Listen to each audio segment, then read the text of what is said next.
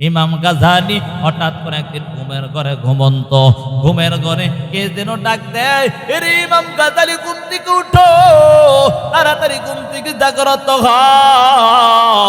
তোমার পার্শ্ববর্তী এলাকা মিশরের জমিনের পার্শ্ববর্তী এলাকা রহমতপুর এলাকা একজন আল্লাহর গোলাম দুনিয়া থেকে বিদায় নিয়ে চলে গেল। আল্লাহর বান্দা হঠাৎ করে ঘুম থেকে জাগ্রত হয়ে গেল। মনের মধ্যে চিন্তা, মনের মধ্যে কেমন যেন চিন্তা, কে আমাকে ডাক দেয়, কে যেন আমাকে ডাক দেয়, কে যেন আমাকে ডাক দেয়। কত মানুষ কত রকমের স্বপ্নেই না দেখলো। কেউ কেউ মা বাবাকে স্বপ্নে দেখতে পায়, কেউ কেউ ভাই বোন আত্মীয় স্বজনকে স্বপ্নে দেখতে পায়, কিন্তু আমি এমন কি স্বপ্নে দেখলাম, কে যেন আমাকে ডাক দেয়। এই জন্য আল্লাহর বান্দা ইমাম গাজালি স্বপ্নে দেখি আবার ঘুমায়া পড়লেন। হঠাৎ আবার কে যেন ডাক দেয়, এরে ইমাম গাজালি ঘুম থেকে জাগরুত হও, তাড়াতাড়ি ঘুম থেকে উঠো। তোমার পার্শ্ববর্তী এলাকা রহমতপুর এলাকা, ওই এলাকার মধ্যে একজন আল্লাহর গোলাম দুনিয়া থেকে বিদায় নিয়ে চলে গেছে, তাড়াতাড়ি যাও।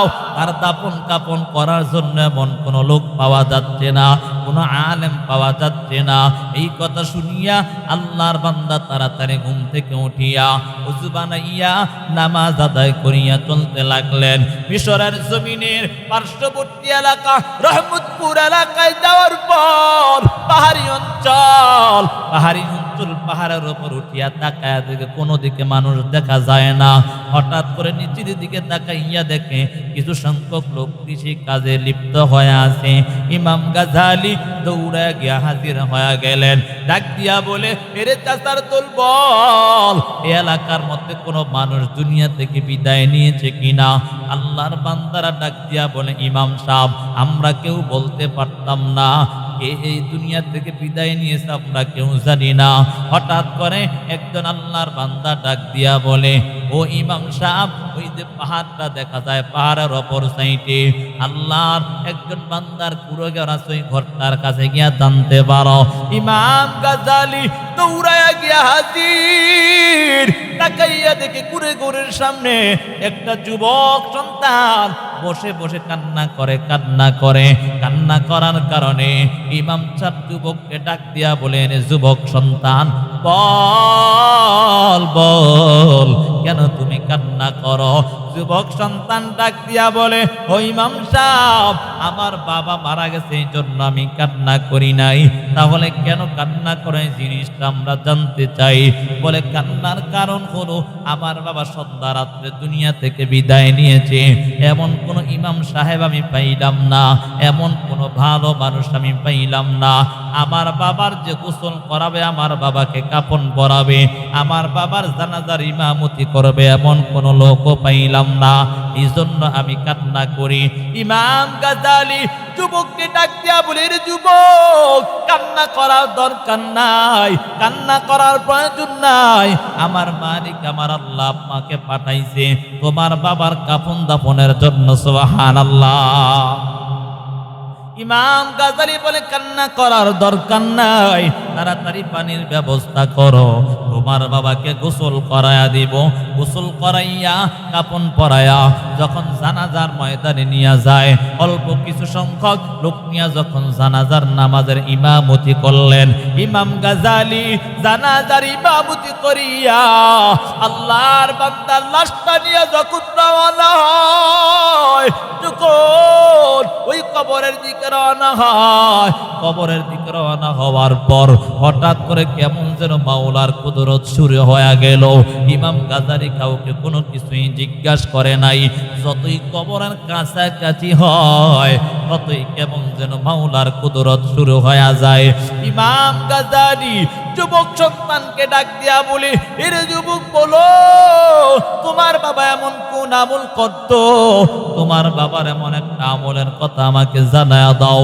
যুবক সন্তান বলে, ইমাম সাহেব, আমার বাবা এমন কোন আমল করত না, কিন্তু আমার বাবা ক্ষুদ্র একটা কামার ছিল। কামারের কাজ কি? লোহা পিটানো। কথা বলেন ঠিক না বেটি? আপনাদের এলাকায় কি কাজ? হ্যাঁ, লোহা পিটায় না? কামারের কাজ কি? লোহা পিটায় না, দা বানায়, ছুরি বানায়, কত কিছু, ঠিক না? যুবক সন্তান ডাক দিয়া বলে, ও ইমাম সাহেব, আমার বাবা এমন কোন আমলদারও ছিল না, আলেমও ছিল না, আমার বাবা ক্ষুদ্র একটা কামার ছিল। তবে ইমাম সাহেব, আমি আমার বাবার তাকায়া দেখতাম, যখন মুয়াজ্জিন আজান দিত, আজান দেওয়ার সাথে সাথে ওই আমার বাবা কাজটা তুইয়া মসজিদে গিয়া হাজির হয়ে যাইত। এই কথা বলার পর ইমাম সাহেব ডাক দিয়া বলে, না না, এর যুবক সন্তান, আমি কত রকমের জানাজার ইমামতি করলাম, আমি কত রকমের জানাজা পড়াইলাম, কত নামাজের জানাজা পড়াইলাম, তবে এমন কোন নামাজ তো আমি পড়াইলাম না। বলে কেমন নামাজ? বলে আমি কেমন যেন মাওলার কুদরত পাইতেছি। বলে না না, আমার বাবা এমন কোন আমল করতো না। এই জন্য বাবা ইমাম গাজালি যখন আবারও ডাক দিয়া বলে, এর যুবক সন্তান, বল বল, এমন কোন আমল তোমার বাবা করত?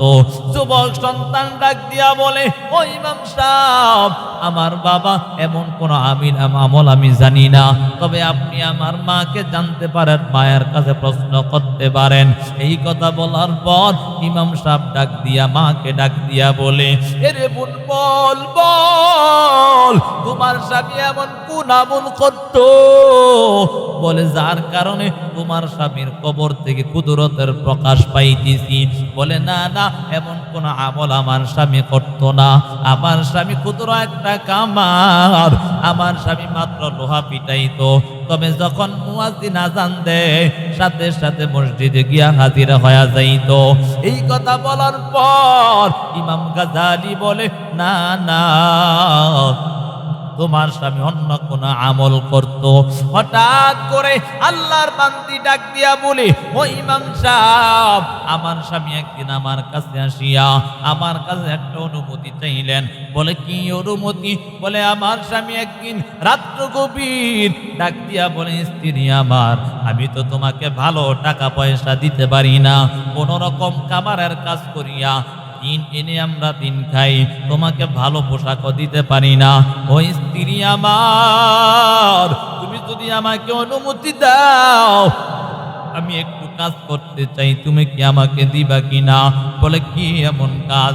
বলে ইমাম সাহেবের জুমার বয়ান থেকে শুনলাম, ইমাম সাহেব বয়ান করতেছে, বলে একটা কিতাব নাকি আছে, সেই কিতাব তার অনেক দাম, যারা পড়তে পারে তাদেরও দাম নাকি আমার আল্লাহর কাছে বেশি হয়ে যায়, যারা এই কিতাবটাকে মোহাব্বত করে তাদের দামও নাকি বেশি হয়ে যায়। ওই ইমাম সাহেব, আমার স্বামী এই কথা বলার পর বলে, ঠিক আছে, তাহলে আমিও অনুমতি দিয়া দিলাম। আমার স্বামী তারপর কিছুদিন টাকা জমাইয়া অল্প অল্প করিয়া আমাদের খরচ থেকে টাকা জমাইলেন। টাকা জমাইয়া হঠাৎ করে একদিন বাজার থেকে ওই কিতাবটাকে হাতিয়া নিয়া বাসার মধ্যে চলে আসলেন। ওই ইমাম সাহেব, আমি তাকাইয়া দেখি আমার স্বামী তারপর কিতাবটা আনিয়া তাকের উপর ধুইয়া সারাটা দিন কামারের কাজ করিয়া এশারের নামাজ আদায় করিয়া, এশারের নামাজ পড়িয়া বাসায় আসিয়া আবার ওযু বানায়া নেয়। আমার স্বামী ওযু বানায়া ওই যে কিতাবটা দেখা যায়, ওই কিতাবটাকে নিয়া একবার বুকে জড়ায়, আবার বুকে নিয়া চুমু খায়, আর কেমন যেন চোখের পানি পালাইয়া বলি, ওই কিতাবটাকে খুলিয়া আমার স্বামী ওই কিতাবটার উপর আঙ্গুলটা বুলায়া বলতেন, হাযা কালামু রাব্বি, হাযা কালামু রাব্বি, এটা আমার মাওলার কালাম। ও নবীর আশিকের দল, আল্লাহর বান্দি ডাক দিয়া বলে, ইমাম সাহেব, আমার স্বামী তাকাইয়া দেখতাম একবার বুকে নিয়া চুমু খায়, আবার বুকে জড়ায়া নেয়, আর কান্না করে বলে, দয়ার মালিক, ও দয়ার আল্লাহ, আপনার কালামটা এত সুন্দর, আপনি না জানি কত সুন্দর। ও আল্লাহ, কোরআন পড়তে পারি না, ও আল্লাহ, কোরআনটা জানিও না, যার কারণে জাহান্নামে দিও না রে মালিক। ও দয়ার আল্লাহ, ওই ইমাম সাহেব আপনি তাকায়া দেখেন আমার স্বামী এমন ভাবে কান্না করত আর হাতটা বুলাইতো ওই পৃষ্ঠাগুলোর মধ্যে। তাকায়া দেখেন আমার স্বামীর চোখের পানি পালাইয়া পালাইয়া ওই কিতাবের পৃষ্ঠাগুলো পর্যন্ত কালো করে ফেলেছে। ইমাম সাহেব ডাক দিয়া বলে, এরে পুনার বলার দরকার নাই, আমার মালিক আল্লাহ, তোমার স্বামী শুধু কোরআনটাকে মহাব্বত করার কারণে আমার আল্লাহ তোমার স্বামীর কবরটাকে জান্নাতের বাগান বানিয়েছে। সুবহানাল্লাহ। ইয়া ইলাহি তু মেরা মাবুদ হায়, ইয়া ইলাহি তু মেরা মাশূক হায়, ইয়া ইলাহি তু মেরা গফফার হায়, ইয়া ইলাহি তু মেরা সত্তার হায়। এরে বাবা, আমরা তো বনি আদম, বনি আদমকে আমার আল্লাহ সম্মানী জাতি করে বানাইছি। তারপর কেউ যদি কোরআনটাকে সিনায় ঢুকাতে পারে আমার আল্লাহ তারও দাম বাড়ায়। বাজারের মধ্যে 70-80 টাকা গজের কাপড়, এই কাপড়টার কোনো দাম নাই, দোকানদার তার পায়ের নিচেও পালায়া দেয়। মাঝে মাঝে কথা বলেন ঠিক না বে? কিন্তু এই কাপড়টাকে যখন কোরআনের জন্য গিলাপ হিসাবে ব্যবহার করা হয়, ওই গিলাপের কাপড়টার পিতাটা যদি পায়ে লেগে যায় সাথে সাথে পিতাটা উঠাইয়া সালাম করে। কথা বলেন ঠিক না বে? এরে বাবা, এটা ওই কাপড়ের দাম না জানো, এটা হলো আমার মাওলার কোরআনের দাম। এই কাপড়টার এক মুহূর্তের, এক সেকেন্ডের দাম নাই, এই কাপড়টার 1 পয়সারও দাম নাই। তবে এই কাপড়টা কোরআনের সাথে লাগার কারণে আমার আল্লাহ এই কাপড়ের দামটাও বাড়ায়া দিয়েছে। কথা বলেন ঠিক না বেটি? বনি আদম, আজকে যদি কোরআনটাকে সিনায় ঢুকাইতে পারো তোমার দাম কত জানো? দুনিয়াতেও তুমি দামি, আখেরাতেও তোমার দাম। মায়া নবী হাদিসের মধ্যে জানায় দেন, ক্বালান নবিয়্যু সাল্লাল্লাহু আলাইহি ওয়া আলিহি ওয়া সাল্লাম, খায়রুকুম মান তাআল্লামাল কুরআনা ওয়া আল্লামা, আও কামা ক্বালান নবিয়্যু আলাইহিস সালাতু ওয়াস সালাম। মায়ার নবী হাদিসের মধ্যে জানায় দেন, বলে তোমাদের মধ্যে সবচেয়ে উত্তম জাতি হলো তারা যারা নিজেরা কোরআন শিখায় এবং অপরকে শিক্ষা দেয়, নিজে শিখে। কথা বলেন ঠিক না বেটি? এজন্য কোরআনটাকে সিনায় ঢুকাও, কোরআনটাকে সিনায় ঢুকাইয়া নিজের জীবনটাকে সুন্দর বানায় নাও। এর নবীর আশিকের দল, আজকে তাকাইয়া দেখো দুনিয়ার জমিনে চলতেছে ফিরতেছে, কোনো আমাদের চিন্তা নাই। একদিন দুনিয়া থেকে বিদায় নিতে হবে, এই চিন্তাটাও আমার আর আপনার মধ্যে নাই। আমরা মনে করেছি আমরা সর্বদা সারা জীবন দুনিয়ার জমিনে থাকবো, এজন্য কবরের কথা ভুলে গেছি। না না, একদিন কিন্তু সবাই বিদায় নিতে হবে। কথা বলেন ঠিক না বেঠিক? এরে নবীর আশিকের দল, ও বৃদ্ধ বাবা শুনো, ও কলিজার টুকরা যুবক সন্তান, ও বর্তার আড়ালের মাগো, আজকে কেমন করে জীবনটাকে পরিচালনা করতেছো? একটা বারো সেই চিন্তাটা তোমার মধ্যে নাই। আমার রব এমন একজন আল্লাহ, যে আল্লাহ তোমাকে এত আদর করিয়া, এত মায়া করিয়া, এত দয়া করিয়া তোমাকে আর আমাকে দুনিয়ার জমিনে পাঠালেন। একবারও রবের কাছে বলি নাই আল্লাহ আমাকে দুনিয়ার জমিনে পাঠান। ও দয়ার মালিক, ও দয়ার আল্লাহ, আমাকে দুনিয়ার জমিনে পাঠান। আমার আল্লাহ দয়া করিয়া, মায়া করিয়া আমাকে আর তোমাকে দুনিয়ার জমিনে পাঠালেন। তারপরে আজকে কেমন করে মাওলার নাফরমানি করি, যখন বনি আদম গুনার কাজে লিপ্ত হয়ে যায়, আল্লাহ তাআলা ডাকিয়া বলিয়া, আইয়ুহাল ইনসান মা গররকা বিরব্বিকাল কারীম। এরে ইনসানের দল, এ মানুষের দল, তোদের রবের প্রতি কোন জিনিস তোদেরকে ধোঁকায় পালাইলো?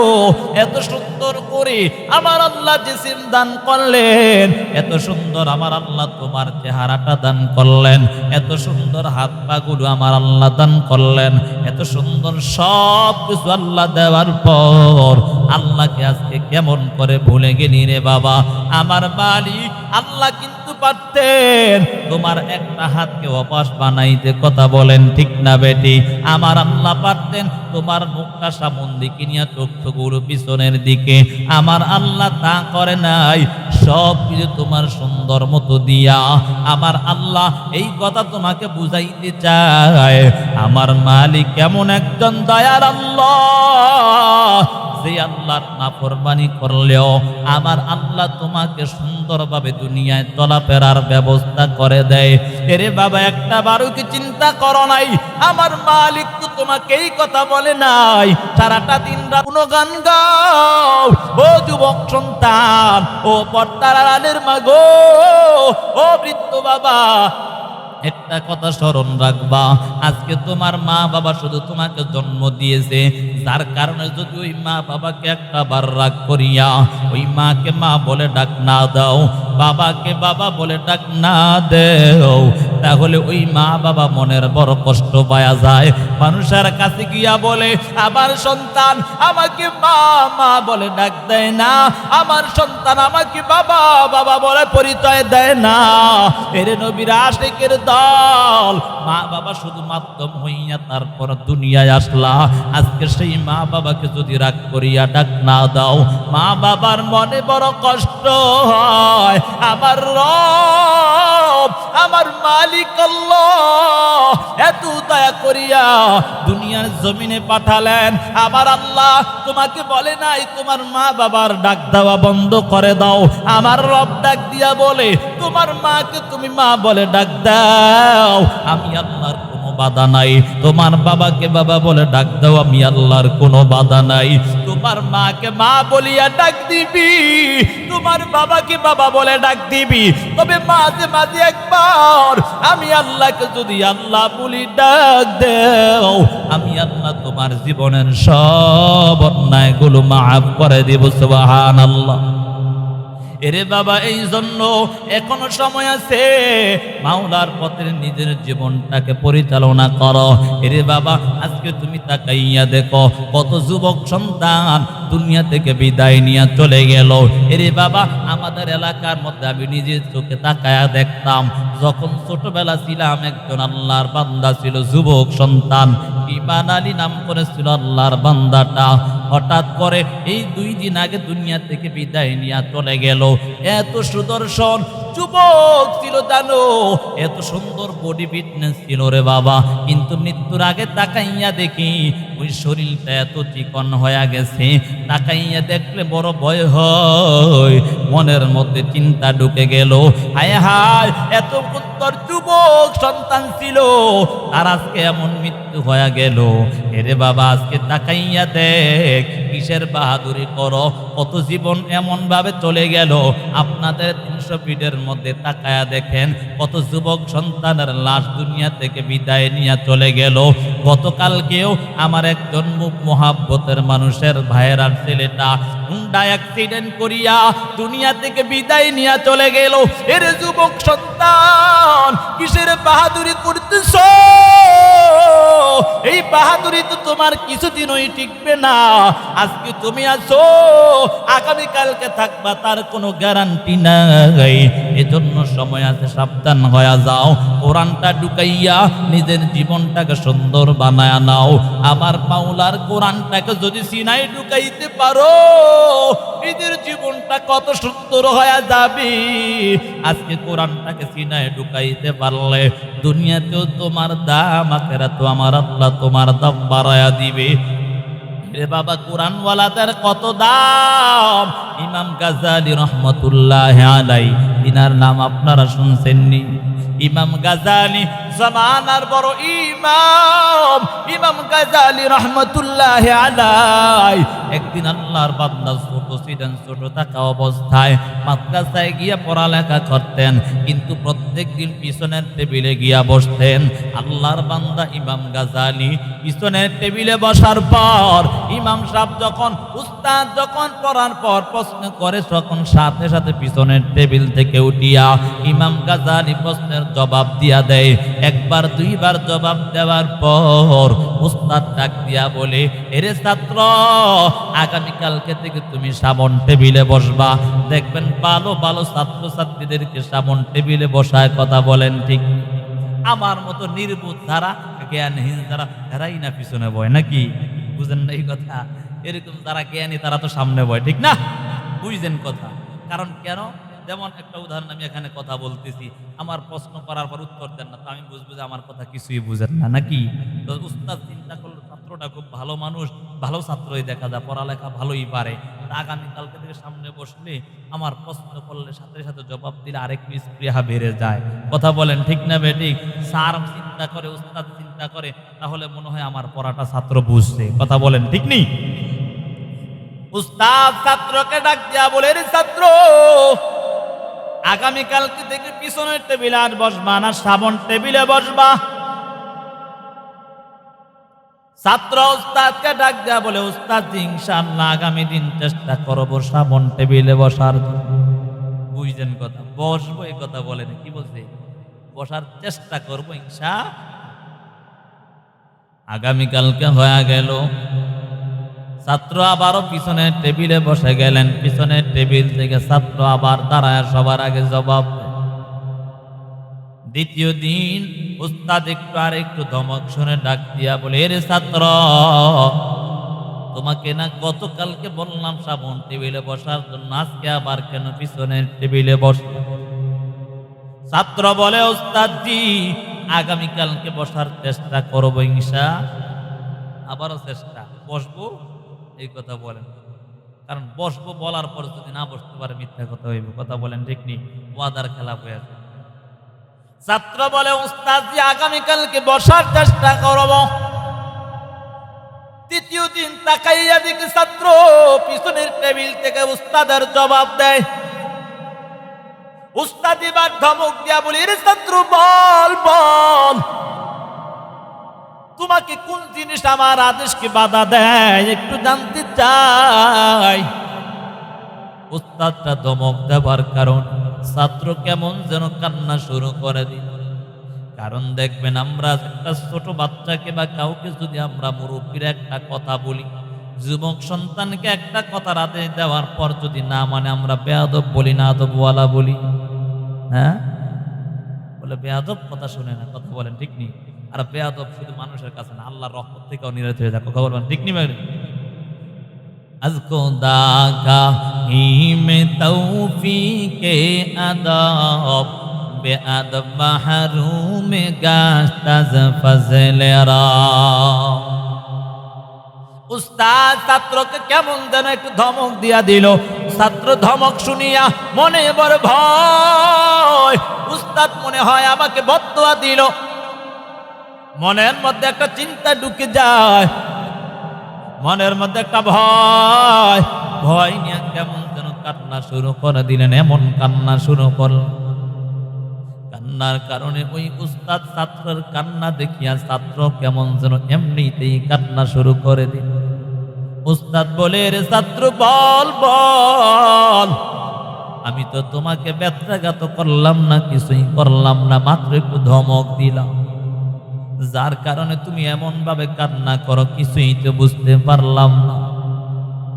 এ কথা বলার পর ছাত্র আরো বেশি কান্না বাড়ায় দেয়, যে কান্না পোপায়া পোপায়া কান্না করে। উস্তাদ বলে, রে ছাত্র, বল বল, তোমাকে কোন জিনিস এমন কাঁদাইতেছে একটু জানতে চাই। বলে, উস্তাদ জি, আমি আপনার কথা শুনিয়া প্রত্যেক দিন চেষ্টা করি সামন টেবিলে বসার জন্য, কিন্তু বসতে পারি না। উস্তাদ জি, না বসার কারণে আপনি মনে হয় আমাকে বদদুয়া দিয়া ফেলতেছেন। যদি বদদুয়া দেন আমার জীবনটা ধ্বংস হয়ে যাবে উস্তাদ। উস্তাদ বলে, তাহলে কেন তুমি আমার কথাটা আজকে শুনতেছো না? 3টা দিন হয়ে গেল, ছাত্র ডাক দিয়া বলে, উস্তাদজি আমার বাসা থেকে মাদ্রাসায় আসতে মাত্র 10-15 মিনিট সময় লাগে। কয় মিনিট? কথা বলে না, কয় মিনিট? 10-15 মিনিট সময়। কিন্তু উস্তাদজি আমি আমার বাসা থেকে 1-1.5 ঘন্টা সময় নিয়ে বের হই। উস্তাদের মনে প্রশ্ন জাগছে কি জাগে না? 10-15 মিনিটের রাস্তা কেমন করে তুমি আবার এত সময় লাগাও? আমাদের সন্তানরা যদি স্যার কোনোদিন বলে একটু আগে আগে ক্লাসে আসবা, ঘরের থেকে বের হয়ে যায়, বাসা থেকে বের হয়ে বলে মা আজকে আগে আগে আমার যেতে হবে, কিন্তু আগে আগে সকাল সকাল বের হইয়া সন্তান এবং আরেকজনের কন্যা মিলিয়া পার্কে পার্কে ঘুরে কথা বলেন, ঠিক নি? হ্যাঁ, এলাকার যুবকরা এমন নাই, ঠিক না? আরে নাই, আল্লাহ ভালো মানে দেখ, সকলে বলি আমি, কথা বলেন ঠিক নি? এরে দিছি স্কুল কলেজে যাইতো, হঠাৎ করে পার্কে ঘুরে, আরেক ঘরের চাচা হঠাৎ করে ওই দিক দিয়ে রাস্তা দিয়ে কাজে যাইতেছে, তাকায় দেখে কি রে আমার বাচ্চার মতোই তো দেখা যায়। কথা বলেন ঠিক নি? এমন আছে না? উস্তাদ ছাত্রকে বলে মাত্র 10-15 মিনিট সময়ের কথা, তুমি 1.5 ঘন্টা সময় নিয়ে বের হও, এর কারণটা কি একটু জানতে চাই। তারপরও তুমি পিছনের টেবিলে বসো, তার কারণটা কি? মনে হয় তুমি তোমার সময়টা ঘুরে ঘুরে বাইরে ঘুরে নষ্ট করে ফেলো। উস্তাদের এই কথা শুনিয়া ছাত্র বলে, উস্তাদ জি না না, আমি আমার একটা সময় 1 মিনিট সময় নষ্ট করি নাই, তাহলে 1-1.5 ঘন্টা সময় কি করো জানতে চাই। উস্তাদের এই কথা শুনিয়া ছাত্র বলে, ও উস্তাদ জি আল্লাহর জাত সিফাতের কসম, আমি আমার বাসা থেকে 1-1.5 ঘন্টা সময় নিয়ে বের হই শুধুমাত্র সামন টেবিলে বসার জন্য, আপনার কথা রাখার জন্য। উস্তাদ জি আমার কপালটা কেমন যেন হয়ে গেল, আমি যখন বাম পাটা দিয়া বের হইয়া দোয়া করে বের হই, কেমন যেন মাওলার বড় কুদরত, মাওলার কেমন যেন বড় কুদরত। আমি আমার বাম পাটা দিয়া বের হওয়ার পর আমার পায়ের সামনে কেমন যেন মাওলার নূরের তাজাল্লি, ওই নূরের বাতিগুলো সরাইয়া সরাইয়া আমি আপনার ক্লাসে আসতে আসতে আমার 1.5 ঘন্টা সময় লেগে যায়।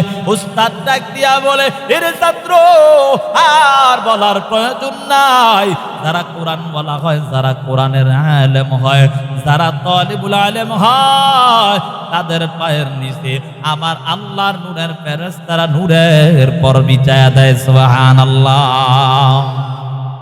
এজন্য কোরআনওয়ালাদের দাম আছে না নাই? এরে বাবা জানো, যদি কোরআনওয়ালা হইয়া দুনিয়া থেকে বিদায় নিতে পারো, তালিবুল ইলম হইয়া দুনিয়া থেকে বিদায় নিতে পারো, এরে বাবা তোমাকে আল্লাহ তাআলা শহীদি মর্যাদা দান করবে। এজন্য কোরআনওয়ালাদের দাম আছে না নাই? আজকে তাকাইয়া দেখো, নিজে কোরআন পড়তে পারো না, নিজের সন্তানদেরকে কোরআন পড়াও, নিজের সন্তানদেরকেও কোরআন পড়াইতে পারো না, তাহলে তুমি আত্মীয় স্বজনদেরকে কোরআন পড়ায় নাও, আত্মীয় স্বজনরাও কোরআন পড়তে পারে না। তুমি যেভাবেই হোক, যারা কোরআনওয়ালা, যারা কোরআন পড়ে, তাদেরকে সহযোগিতা করে নিজের জীবনটাকে সুন্দর বানায় নাও। এরে বাবা তাকাইয়া দেখো, তোমার নামাজ পড়তে হলেও কোরআন দরকার। সহিষ্ণু কোরআন যদি তোমার না হয়, তাহলে এই কোরআন পড়িয়া তোমার কোনো ফায়দা হবে না। এরে বাবা এই জন্য সময় আছে, যদি তুমি নামাজও পড়তে হয়, কোরআনটাকে শুদ্ধ করতে হবে, কোরআনের মোহাব্বত অন্তরে ঢুকায় নাও, কোরআনের মোহাব্বতটা অন্তরে ঢুকাইয়া নিজের জীবনটাকে সুন্দর বানায় নাও। এরে বাবা এই কোরআনটাকে যদি সিনায় ঢুকাইতে পারো, রে বাবা আমার আল্লাহ রব্বুল আলামিন জানায়া দেয়, আমার আল্লাহ তোমাকে সমস্ত বিপদ থেকে হেফাজত করবে। এজন্য বাবা এখনো সময় আছে, কোরআনটাকে সিনায় ঢুকায়া নাও, নিজে সর্বদা কোরআন শিখার জন্য চেষ্টায় লিপ্ত হয়ে যাও। কারণ যদি বাবা জানো, এই অশুদ্ধ নামাজ নিয়ে যদি কবরে যাও, ওই জাহান্নামের আযাব বড় ভয়ঙ্কর, জানো ওই আযাব তুমি আর আমি কেউ সহ্য করতে পারবো না। এর যুবক সন্তান ও পর্দার আড়ালের মাগো, এখনো সময় আছে, কোরআনটাকে সিনায় ঢুকায়া নাও, কোরআন পড়িয়া নিজের জীবনটাকে সুন্দর বানায় নাও।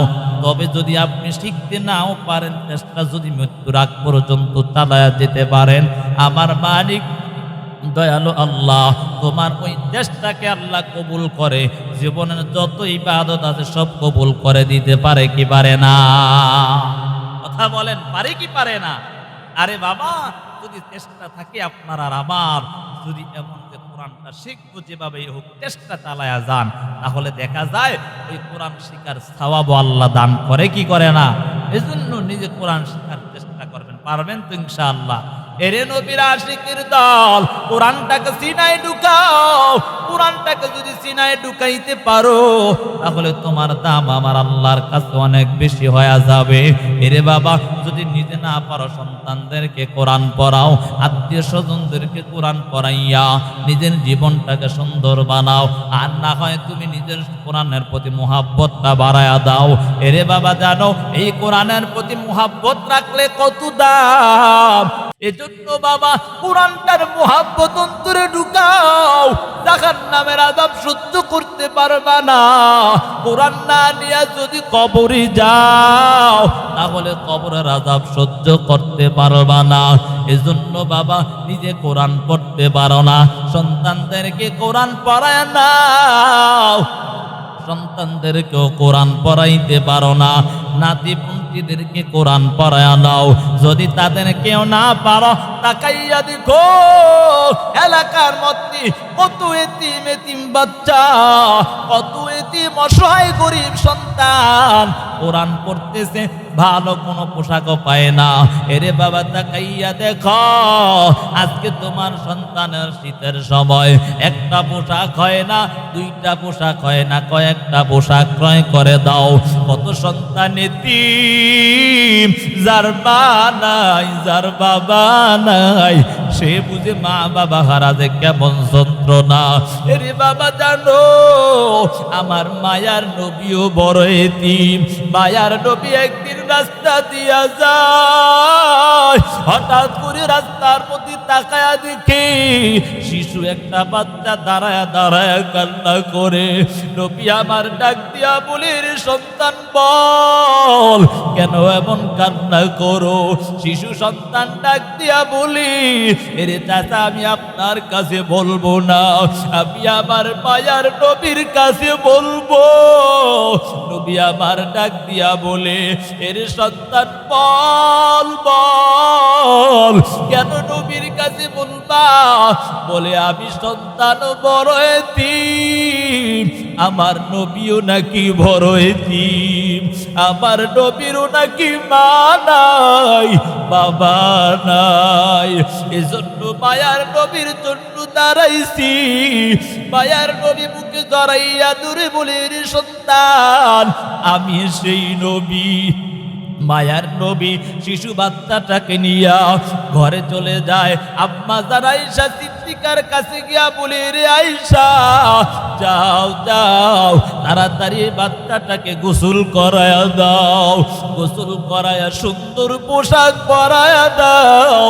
মায়ার নবীর এই কথা শুনিয়া আম্মা জান আয়েশা সিদ্দিকা রাদিয়াল্লাহু তাআলা আনহা সুন্দরভাবে গোসল করাইয়া সুন্দর পোশাক পরায়া নবীর সাথে দিয়া দেয়। মায়ার নবী হাতে ধরিয়া মসজিদ নববীর দিকে রওনা হয়ে যায়। তাকাইয়া দেখি মায়ার নবী যখন মিম্বারে বসে গেলেন, শিশু বাচ্চাটা সামন দিকে বসলেন। মায়ার নবী ডাক দিয়া শিশু বাচ্চাটাকে পাশে নিয়ে বসায়া দিলেন। সব সাহাবায়ে কেরামের মনে এবং চেহারার মধ্যে প্রশ্নের চাপ দেখা যায়, কারণ সব সাহাবায়ে কেরাম মনে মনে চিন্তা, মায়ার নবীর ছোট ছোট সন্তান কাসেম তাহের ছোট থাকতেই মারা গেল, ইব্রাহিমও মারা গেল, তাহলে এই সন্তানটাকে এত আদর করতেছি, এই কথা চিন্তা করিয়া সবার মনে কেমন যেন প্রশ্ন জাগতেছে। মায়ার নবী হঠাৎ ডাক দিয়া বলে, এরে সাহাবায়ে কেরাম, তোমাদের মনে একটা প্রশ্ন, এই সন্তানটাকে, ছোট সন্তানটা এত আমি আদর করে, এজন্য তোমাদের মনের মধ্যে বড় প্রশ্ন। শুনে নাও, শুনে নাও, আমি নবীও কিন্তু এতিম, আমি নবীর মা নাই। আমি নবী যখন মায়ের ওদরে আসলাম, বাবাও হারায়া ফেললাম। 6 বছর বয়সে মায়ার নবী যখন মাটির কোণে বসে বসে কান্না করে, একদিন তাকায়া দেখে মায়ার নবী আর ঘরে আসে না।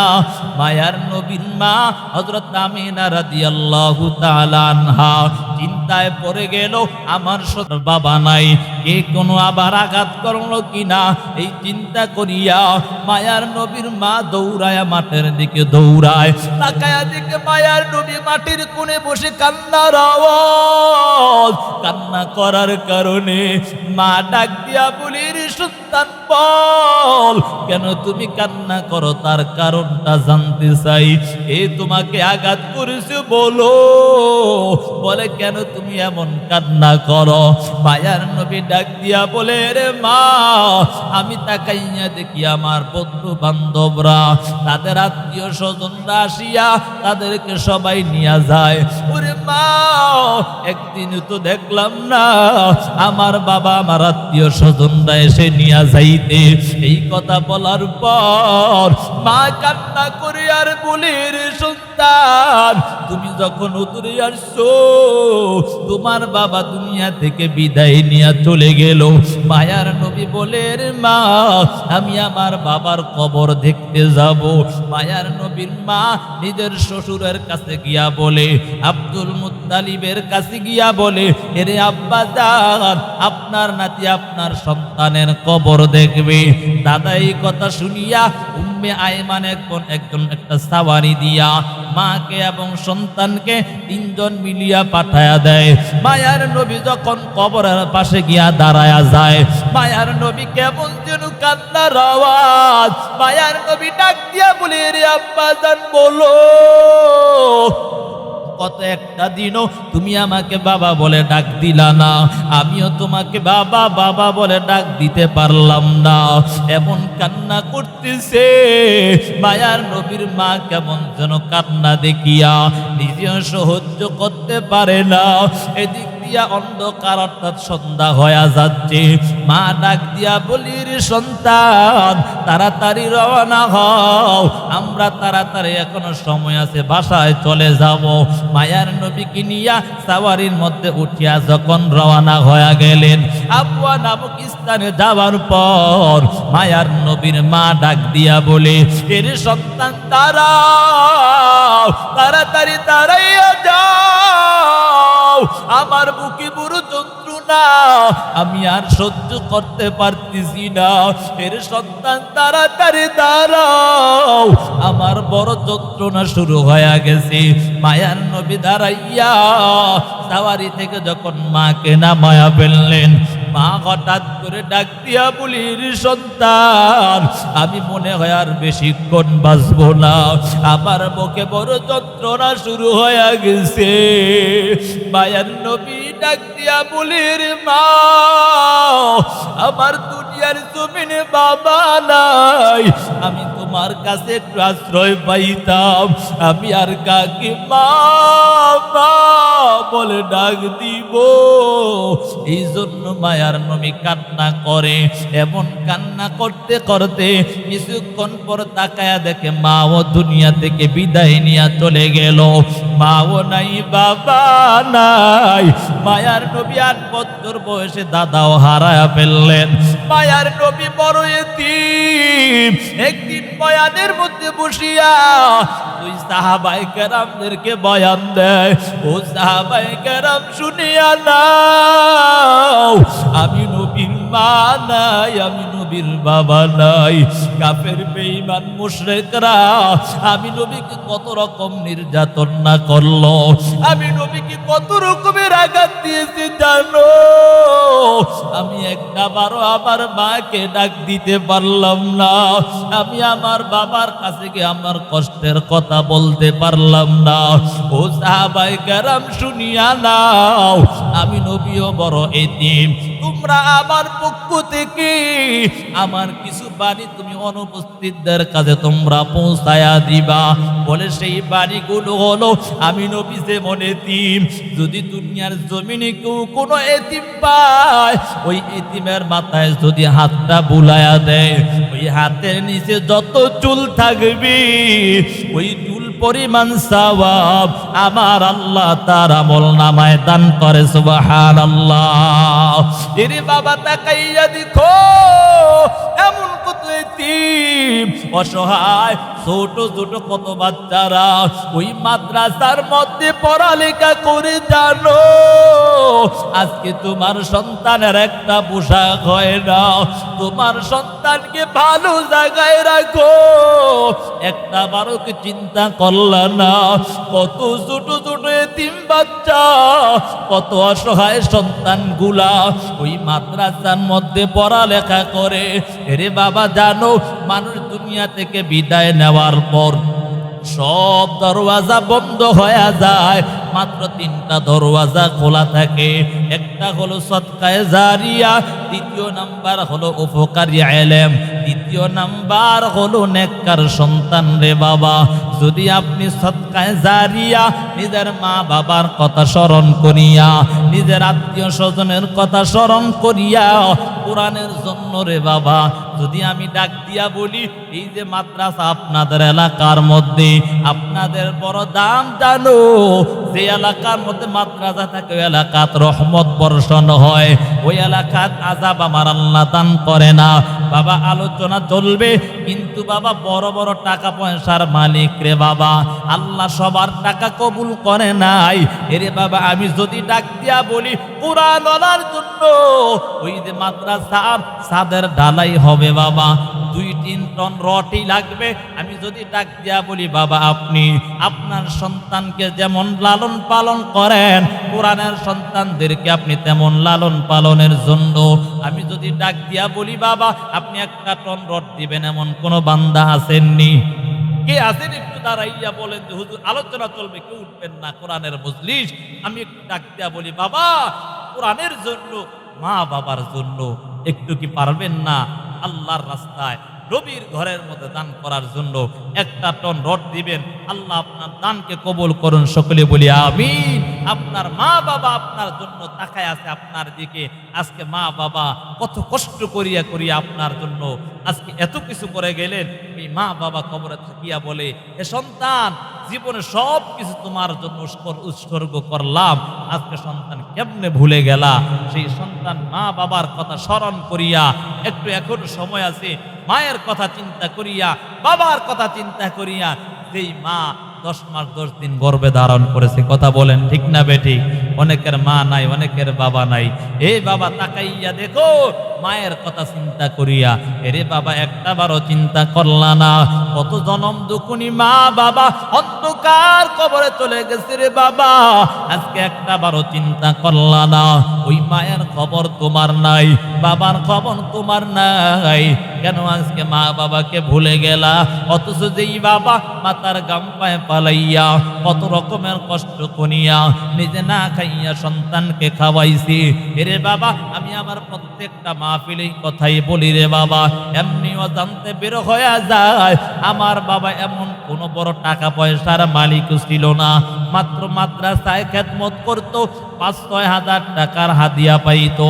আমি নিজে তাকাইয়া দেখতাম ওই আমার বাবা, আমি নিজে তাকাইয়া দেখতাম রে বাবা ওই মাদ্রাসার মধ্যে পরামর্শ হওয়ার পর সব আলেমদেরকে যখন নাস্তা দিতেন, শুকনা খাবার দিতেন, সবাই খাইয়া ফেলতো, কিন্তু আমার জনম দুখুনি বাবা ওই নাস্তাটা খাইতেন না। ওই নাস্তাটাকে পকেটে নিয়া আমাকে আনিয়া আবার দিয়া দিতেন। আমি মাঝে মাঝে ডাক দিতাম, আব্বা জান বলো তুমি কেন সেই নাস্তাটা খাও না? বাবা ডাক দিয়া বলে, রে সন্তান জানো তুমি সন্তান থাকা অবস্থায় আমি আমার বাবার মুখে একটা বারো সেই খাবারটা যায় না। রে সন্তান জানো এমন অনেকের মা নাই, অনেকের বাবা নাই, যার মা বাবা চলে গেছে। মায়ের কথা স্মরণ করিয়া বাবার কথা স্মরণ করো, ওই বাবার কথা স্মরণ করিয়া নেককার সন্তান হিসাবে কোরআনের জন্য, কোরআনের মাদ্রাসার জন্য আমি যদি বাবা চাই 1 টন রড দেন রে বাবা, যদি না পারেন 2 জনে মিলিয়া 1 টন রড দিবেন রে বাবা। এই দান কখনো বিফলে যাবে না। কিয়ামত পর্যন্ত মাদ্রাসা থাকবে। এখান থেকে যত ছাত্রছাত্রী পড়ালেখা করিয়া আস্তে আস্তে করে আপনার রে বাবা এমন অবস্থা হয়ে যাবে, কিয়ামত পর্যন্ত কোরআন শিখাতেই থাকবে। সেই কোরআন শিখতে শিখতে আল্লাহর বান্দা বান্দিরা ওই কিয়ামত পর্যন্ত চলে যাবে। আপনার জন্য বাবা জানো ওই সদকায়ে জারিয়া কিয়ামত পর্যন্ত তোমার জন্য বরাদ্দ থাকবে।